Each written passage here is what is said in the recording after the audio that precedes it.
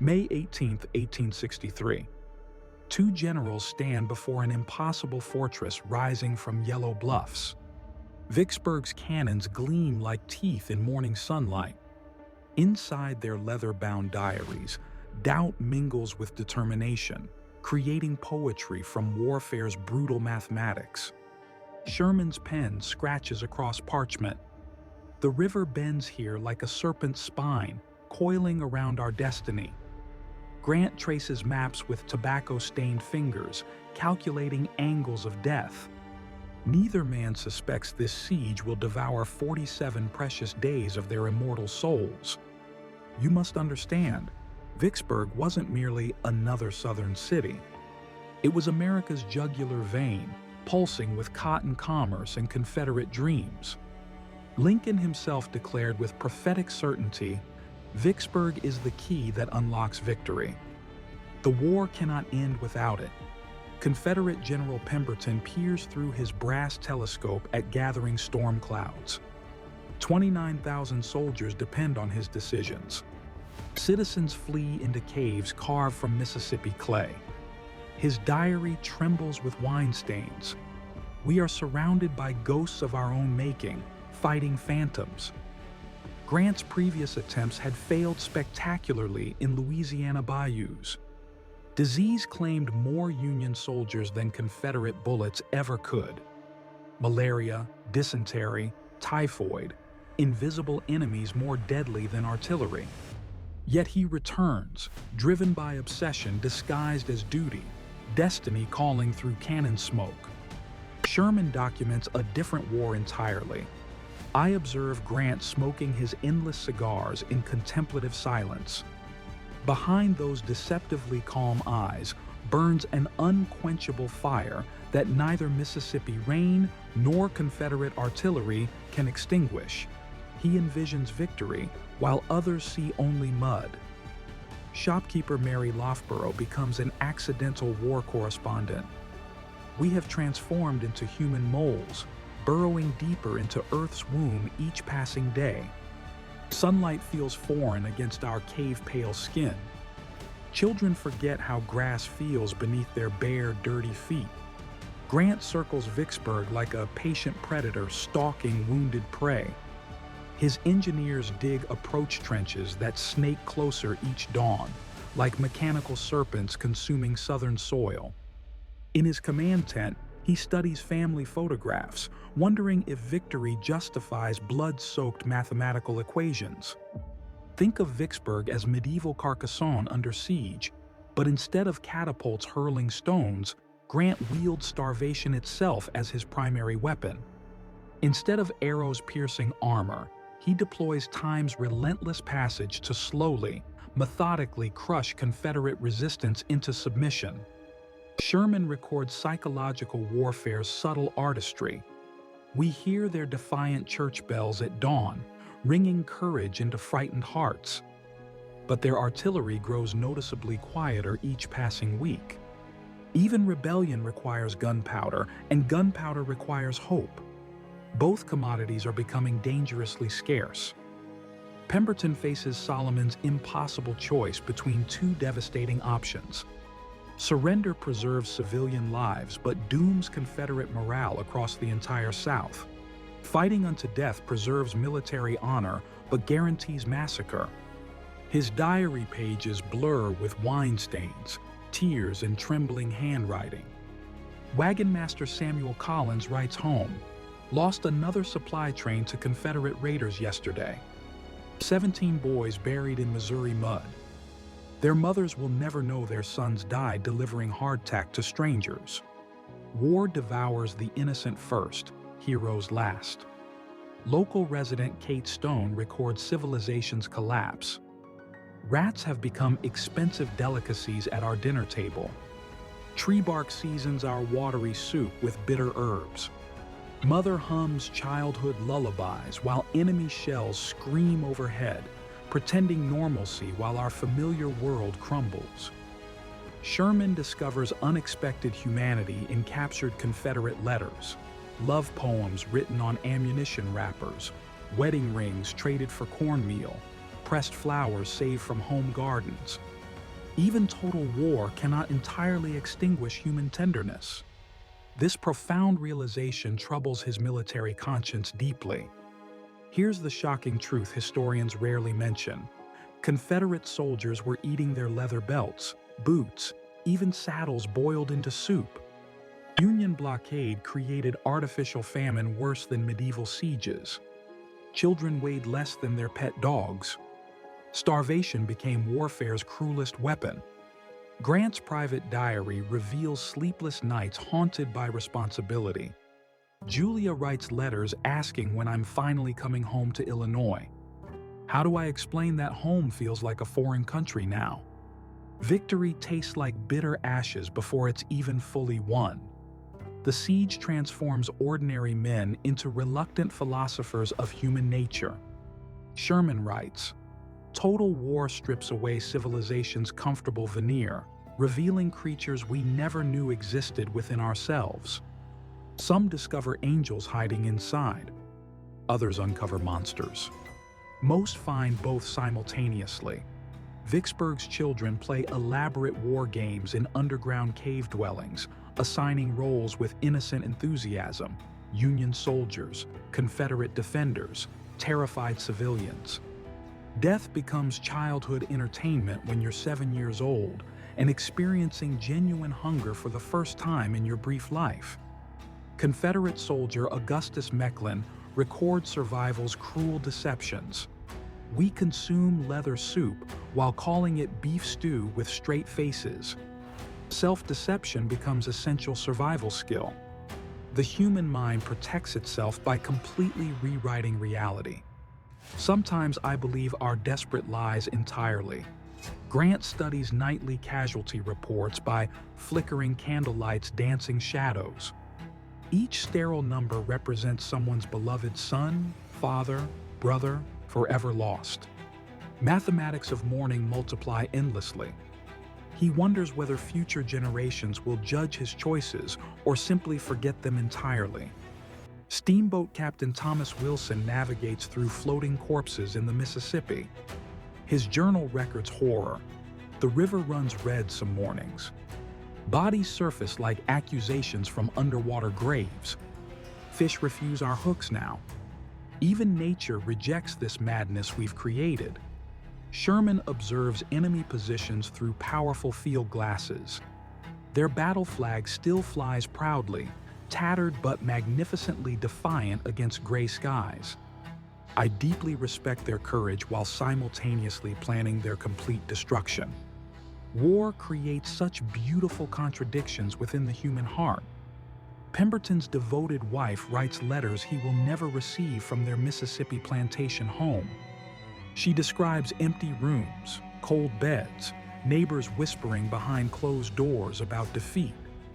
Romantic love becomes war's first casualty long before bullets claim their intended victims. You are witnessing history's critical pivot point where America's entire future hangs precariously on Vicksburg's crumbling earthwork ramparts. Unity or permanent division, freedom or slavery, one indivisible nation or two separate peoples, everything depends on human will transcending physical exhaustion. Grant receives electrifying news of Gettysburg's concurrent victory. Lee retreats in Pennsylvania while he advances in Mississippi. Two simultaneous triumphs could end this national nightmare forever. His diary entry, "Divine Providence seems to smile upon our righteous cause at last." Civilian Dr. William Balfour records medical horrors with shaking hands. "We perform amputations without anesthesia while patients bite leather straps. Children die from diseases lacking names. We've become archaeologists, excavating precious life from death's ever-expanding ruins." Sherman paces before his command tent like a caged tiger seeking release from invisible captivity. Restless energy demands outlet through action. He sketches battle plans, writes philosophical letters, quotes Shakespeare to confuse subordinates. Military genius often wears madness's deceptive mask. 10-year-old Sarah Chambers becomes the siege's youngest casualty. not from bullets or shells, but from eating grass to silence hunger pangs. Her mother finds poison mushrooms in her tiny stomach. Death wears a child's innocent face in Vicksburg's caves. Confederate courier Emma Sansom disguises herself as an innocent farm wife selling eggs and butter. She carries vital messages through Union lines, risking immediate execution to maintain communication networks. Her hidden diary reveals extraordinary courage, wearing feminine dress as perfect camouflage. Grant's engineers tunnel beneath Confederate fortifications like human moles in absolute darkness. Explosive charges wait like buried thunder ready to erupt. Underground warfare, moles fighting moles in complete darkness while sunlight judges their actions from far above. Sergeant Michael O'Brien survives the underground explosion by mere inches. His letter home trembles. The earth opened like hell's mouth, swallowing my friends whole. I pulled Jimmy's boots from smoking dirt. His feet were still inside them. Consider war's bitter irony. America fights itself while European nations watch with fascinated horror. Democracy's greatest test becomes its most spectacular public failure. Foreign newspapers debate whether Republican government can possibly survive such devastating internal violence and widespread bloodshed. Sherman dreams of burning cities and weeping civilians fleeing their homes. He wakes troubled, wondering if his sleeping mind reveals his true nature underneath military discipline. War changes men's souls in ways they cannot anticipate, control, or fully understand afterward. Vicksburg's population shrinks daily through desertion, disease, and despair, claiming victims without discrimination or mercy. Pemberton counts remaining soldiers like a desperate miser counting vanishing coins. Military mathematics doesn't lie, only hope lies, and hope is dying slowly. Local merchant David Fox writes with desperate humor, "We burn furniture for cooking fuel while Shakespeare's collected plays warm tonight's watery soup." Civilization consumes itself when survival demands ultimate sacrifice. Culture becomes expensive kindling for empty stomachs. Grant receives sharp criticism from Washington politicians questioning his methods, timeline, and mounting casualties. They demand faster results with fewer losses. He responds by working harder, sleeping less, smoking more cigars. Leadership requires thick skin and selective deafness. You observe the miraculous transformation of ordinary people into immortal legends. Common soldiers become battlefield heroes, civilians become martyrs, generals become myths. War creates the stories we tell our children about courage, sacrifice, and human dignity. Sherman documents psychological warfare's subtle effectiveness. Their brass military bands play fewer evening concerts now. Music dies before hope does, always. When people stop singing together, you know complete victory approaches on silent feet. The caves beneath Vicksburg house entire families in underground cities. Children born in darkness never see stars or feel rain. Mothers give birth by candlelight while artillery pounds overhead. Life persists stubbornly despite everything men create to destroy it. Pemberton wrestles internally with honor versus pragmatism in sleepless midnight debates with his conscience. His diary reveals moral agony. Surrender saves precious lives but destroys reputation forever. Death preserves dignity but guarantees widowhood for countless devoted wives.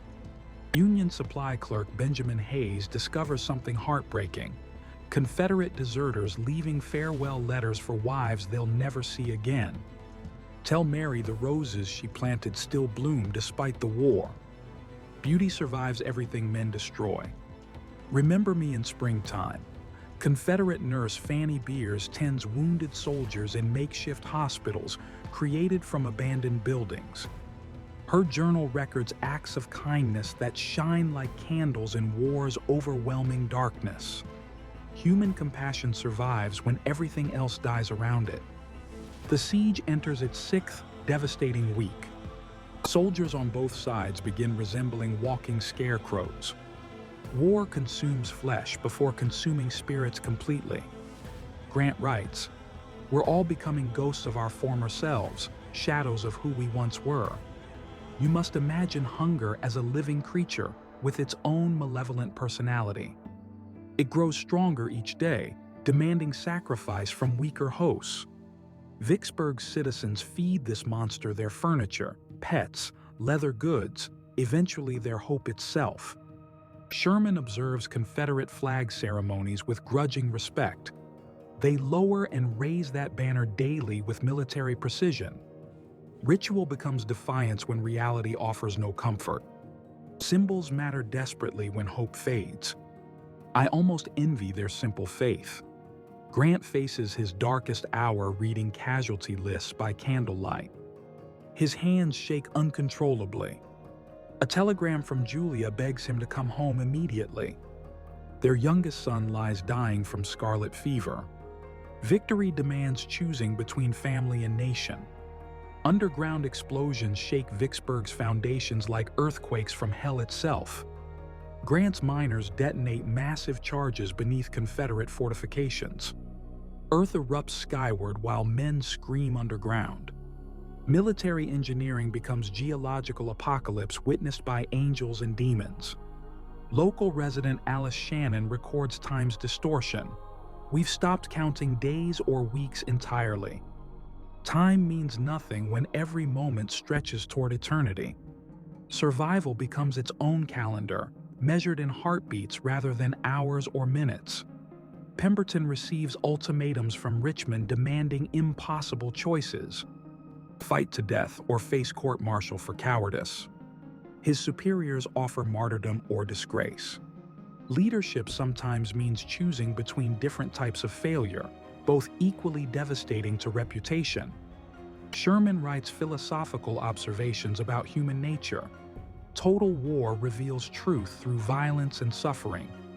Strip away pretense, comfort, security. What remains is humanity's core essence. Some cores shine bright like stars. Others crumble into worthless ash. The Mississippi carries more than water now. It carries America's future downstream. Every gunboat, every supply barge, every floating corpse represents choices that will echo through generations. Rivers become highways to destiny when nations fight themselves. You witness the precise moment when resistance transforms into resignation. Confederate soldiers stop repairing damaged fortifications automatically. Their letters home speak of reunion rather than victory. Hope dies quietly, without ceremony or fanfare. Civilian teacher Mary Webster continues holding school in cave classrooms carved from living rock. Children learn arithmetic using cannonball fragments as counting tools. Education persists even when civilization seems to be ending forever around them. Grant faces his own moment of crushing doubt. Casualty reports pile high while politicians demand faster results with fewer losses. His diary entry, "Conviction wavers in darkness completely. Dawn restores purpose miraculously." Leadership requires both qualities simultaneously. Confederate soldier James Wilson writes his final letter home. "Tell mother I dreamed of her garden last night vividly. Roses bloom despite artillery fire somehow. Beauty survives everything men create to destroy it. Remember me in springtime." The white flag appears on Vicksburg's ramparts, fluttering like a dove's wing. Pemberton requests surrender terms. Grant's diary records mixed emotions: relief, sadness, exhaustion. Victory tastes bitter when purchased with so much blood and tears. Sherman documents the surrender ceremony. Enemies shake hands while civilians weep openly in the streets. War ends, but grief begins immediately. Reconciliation requires more courage than fighting ever did. Peace demands different virtues than war. You observe history's hinge moment where everything changes forever. The Confederacy splits in half like a broken heart. The Mississippi flows Union blue. Lincoln's prophecy fulfills itself. The key turns, The door opens, victory walks through.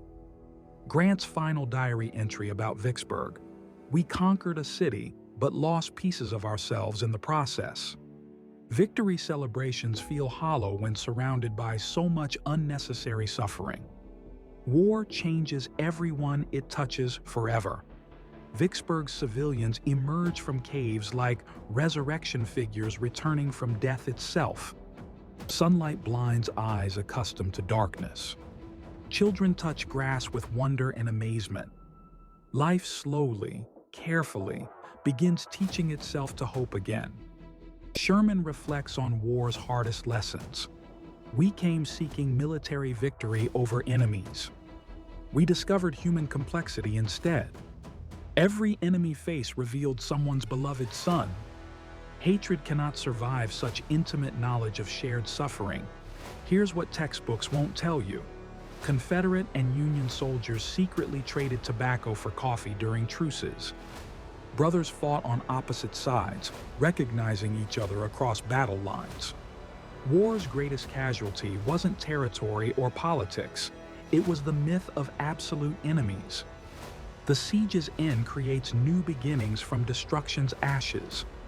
Reconstruction replaces destruction gradually.